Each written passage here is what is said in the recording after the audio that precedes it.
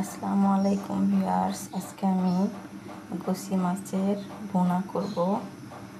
তো আমি এখানে সব ধরনের পেস্ট, রসুন বাটা, আদা বাটা,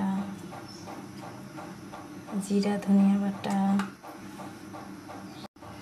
হলুদ গুঁড়ো, পরিমাণ মতো লবণ, মাছের মশলা, ধনিয়া গুঁড়া, এগুলো আমি সামান্য পানি দিয়ে এভাবে পেস্ট করে নেব, এতে সুবিধা হবে।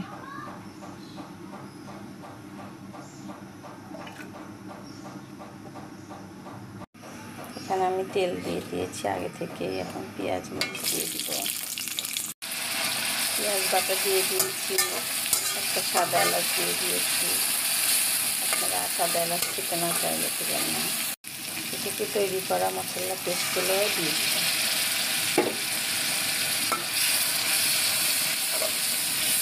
মাছগুলো দিয়ে দিলাম। এইভাবে আমি কিছুক্ষণ কষিয়ে নেব।